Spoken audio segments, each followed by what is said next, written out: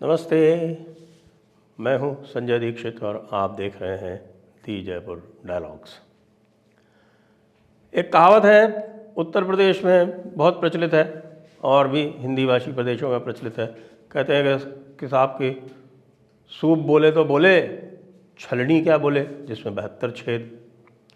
और अभी तो क्या है साहब, छलनियाँ बहुत बोल रही हैं। अभी तो आप देख रहे हैं चारों तरफ अतीक अहमद की बात छाई हुई है। तो आज तो अतीक अहमद भी कह रहा था कि हाँ क्या हुआ, असद को अल्लाह से आया था, अल्लाह को चला गया। खैर वो तो कुरान की बात ही दोहरा रहा था, और जिसमें क्या है वो कहते हैं कि साहब के इन्ना लिल्लाही वा इन्ना इलैहि राजिऊन, पार्डन माय अरबिक। तो अब वो अपनी गद्दी आइडेंटिटी को बहुत ज़ोर शोर से असर्ट कर रहा है, लेकिन जो दूसरी छलनी है जिसमें 72 नहीं 144 छेद हैं, वो है हमारे अफ़गान भाई नसीरुद्दीन शाह साहब। तो नसीरुद्दीन शाह साहब ने अभी कुछ दिनों पहले वो लायर.com एक वेबसाइट है जिसको आप जानते होंगे, जिसमें वो सस्ती शेरवानी काम करती है और वो अर्बन नक्सल के पति काम करते हैं। तो उस लायर.com में इंटरव्यू दिया नसीरुद्दीन शाह साहब ने, और उसमें बड़ी बड़ी बातें बताई उन्होंने। बड़ी बड़ी बातें क्या बताई, आपको सिर्फ 4 बातें बता देता हूँ, उन्हीं 4 की चर्चा करेंगे। और उसमें एक लेटेस्ट बात जो उन्होंने कही नूपुर शर्मा के बारे में, उस 4 में वो शामिल है।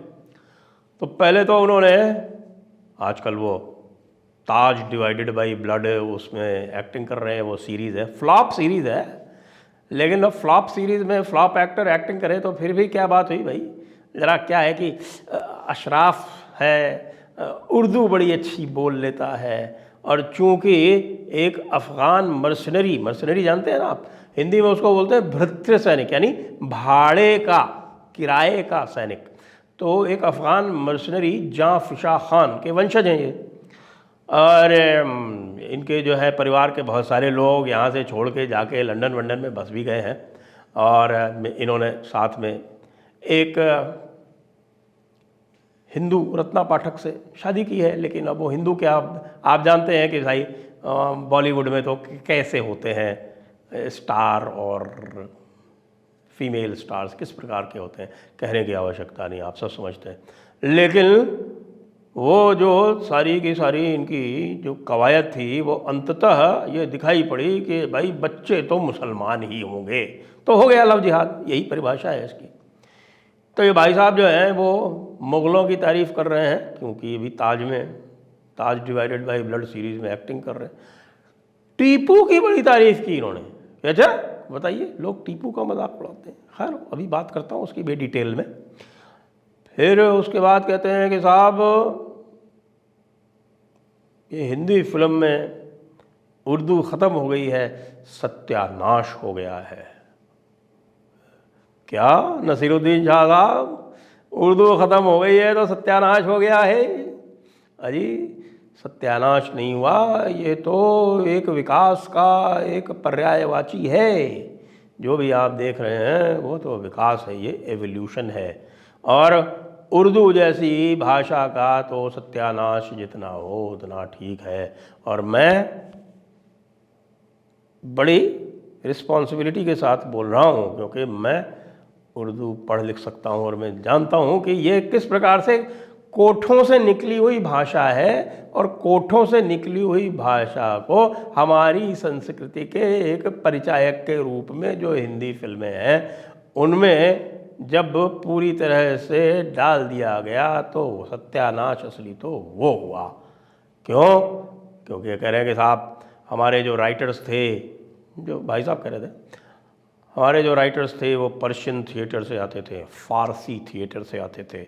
इसीलिए आप जानते हैं कि हम क्यों बॉलीवुड को उर्दू वुड कहते हैं, और क्यों हम उर्दू वुड के संपूर्ण विनाश के लिए आप सभी लोगों से समय समय पर अपील करते रहते हैं। क्योंकि ये तो इसकी जो जड़ है ना, वो जड़ ही ख़राब है। उस जड़ को जब तक उखाड़ के नहीं फेंकेंगे तब तक आप ये सोचें कि बॉलीवुड में हिंदुओं के लिए कभी किसी भी प्रकार की आप आदर भाव देख सकेंगे वो संभव ही नहीं है, क्योंकि वहाँ तो पूरे के पूरे कुएं में ही भांग पड़ी हुई है। और उसमें उन्होंने ये भी कहा कि बॉलीवुड जो है वो क्रिश्चियंस को, सिख्स को और मुसलमानों को कई बार जो है वो स्टीरियोटाइप करती है।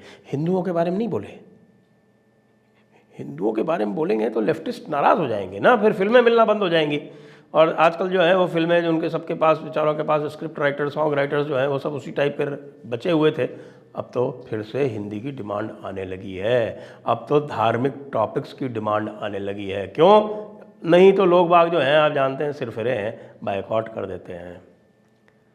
टीपू सुल्तान के बारे में बोले भाई साहब, कह रहे भाई आप बताइए कैसे लोग हैं जिसने आज़ादी के लिए लड़ाई लड़ी। और आज़ादी के लिए लड़ाई इसलिए कह रहे हैं क्योंकि आज़ाद होने के लिए इनके जो पूर्वज थे उन्हीं के यहाँ उसने ख़त लिखा था कि अफ़गानों आओ और इसको पूरी तरह से दारुल इस्लाम बना दो। इसलिए ये विशेष इनका जो है टीपू सुल्तान से लगाव है। तो टीपू के लिए हमारे नसीर भाई मुल्ला नसीरुद्दीन, मुल्ला नसीरुद्दीन की जो चाहत है वो समझी जा सकती है, क्योंकि टीपू जो था वो इनके वंशजों से, अफ़गानियों से मदद मांग रहा था भारत को दारुल इस्लाम बनाने के लिए। इसीलिए तो उसको ये कहते हैं कि ये आज़ादी का परवाना था। वैसे आपको इस्लाम में आज़ादी की परिभाषा क्या है ये समझ लेनी चाहिए। लोग समझते हैं कि आज़ादी का मतलब वो होता है जो हमारे जो स्वतंत्रता सेनानी थे उसके लिए, जिसके लिए लड़ रहे थे और उसको स्वतंत्रता कहते थे। जी नहीं, आज़ादी का मतलब इस्लाम में होता है कुफ्र से आज़ादी। आज़ादी का मतलब होता है दारुल इस्लाम बनना। तो इसलिए ये कहते हैं कि भाई वो आज़ादी का परवाना था, बिल्कुल पूरी तरह से दारुल इस्लाम बनाना चाहता था हिंदुस्तान को, तो इसलिए आज़ादी का परवाना था। बाकी हमारे नसीरुद्दीन मियाँ, मुल्ला नसीरुद्दीन जो है वो मुग़लों को, तो आपको बता चुका हूँ ना, मुग़लों को तो चाहेंगे ही, उनकी वो चल रही है इस टाइम पर सीरीज़। लेकिन इनकी जो आशिकी है वो उर्दू से भी बहुत है। और ये कह रहे हैं कि बॉलीवुड का सत्यानाश हो गया है जब से वहाँ पर उर्दू की कमी होने लगी है। अरे भाई, बॉलीवुड का सत्यानाश तो हम करने पर आमादा ही हैं, उसका तो सत्यानाश हमको पूरी तरह से करना ही है। अब बात तो सही ये है कि वहाँ पर आपने बड़ी खूबसूरती से कहा, रेखता में बोल रहे थे आप कि साहब यहाँ तो देखिए पर्शियन थिएटर से राइटर्स आते थे, बस यही आपकी तमन्ना है। अरे भाई, अफ़गानिस्तान से नहीं आते थे क्या? वहाँ भी है क्या कोई संस्कृति? ये जो लुटेरों की, पिंडरियों की, बदमाशों की, बलात्कारियों की, यही कोई संस्कृति है ना अफ़गानियों की, और इससे ज़्यादा क्या है? आज भी वही कर रहे हैं वहाँ पर तालिबान वाले, और क्या कर रहे हैं? तो वही तालिबानी संस्कृति तुम्हारी है। आज तक तुम यहाँ पर इतने साल रहकर भी सभ्यता नहीं सीखे, क्योंकि दिमाग तुम्हारा जो है वो अभी भी वहीं अफ़गानिस्तान में बसता है। जहाँ फिशा खान ने क्या किया था वही जो है वो नसीरुद्दीन मुल्ला जी के जो है रगों में बार बार दौड़ आता है। फिर मोदी जी के हेट स्पीच के लिए निंदा कर दी कि हेट स्पीच पे मोदी जो है वो कुछ नहीं बोलता है। अरे भैया, मोदी तो जो कुछ थोड़ा बहुत बोलता है वो हिंदुओं को ही बोलता है, तुमको तो कभी कुछ कहा ही नहीं। तुमने तो नूपुर शर्मा को लेकर एक बार फिर से वही परवाना चला दिया, वही फरमान जारी कर दिया कि नूपुर शर्मा ने हदीसों को दुरुपयोग करते हुए एक हेट का एजेंडा चलाया। काहे का हेट का एजेंडा चलाया?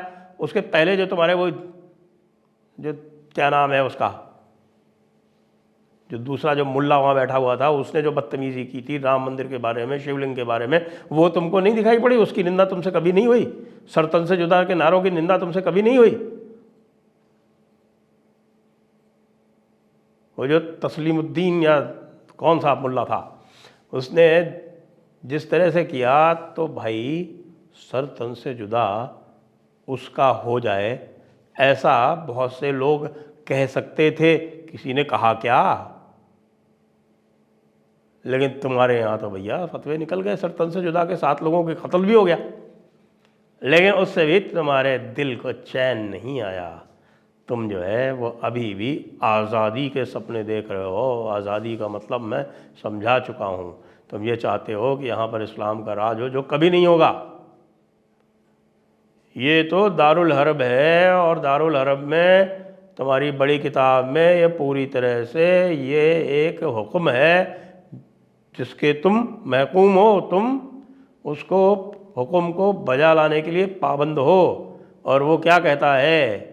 4.97 कुरान, 16.41 कुरान, 1604 और 1605 तिरमिज़ी की हदीस, ये सब कहती है कि एक ईमान वाले को, यानी कि एक मुसलमान को किसी भी हालत में ऐसे जगह पर नहीं रहना चाहिए जहाँ मुशरिकीन का या काफिरों का शासन हो। 4.97 तो कहती है कि जो रह जाएगा उसको बहुत बड़ी सज़ा मिलेगी, और 16.41 कहती है कि जो छोड़ कर चला जाएगा ऐसी जगह को, उसको बहुत बड़ी नेमत मिलेगी।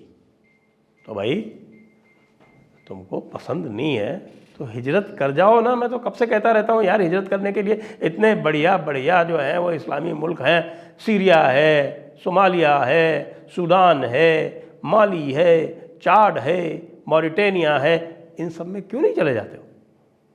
तुम भी खुश, यहाँ वाले भी खुश। फिर तुमको कोई किसी तरह का गिला नहीं रहेगा कि लोग यहाँ पर टीपू का अनुसरण नहीं कर रहे हैं, लोग यहाँ पर अफ़गानों के क़सीदे नहीं पढ़ रहे हैं, लोग यहाँ पर मुग़लों की निंदा कर रहे हैं। ये सारी चीज़ें जो हैं वो तुम इससे बच जाओगे। मुल्ला नसीरुद्दीन, क्या समझे? मुल्ला नसीरुद्दीन, ये भारत ये तुम्हारी बकवास सुनने के लिए अब बिल्कुल भी तैयार नहीं है।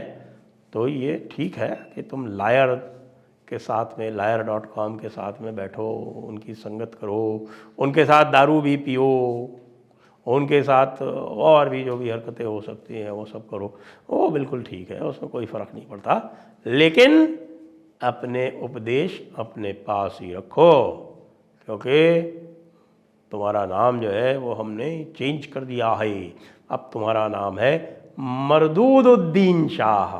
तो मरदूदुद्दीन शाह, तुम जो मरदूदों वाली हरकत कर रहे हो उससे तुम्हारा जहन्नुम में जाना बिल्कुल पूरी तरह से पक्का हो गया है। ठीक है?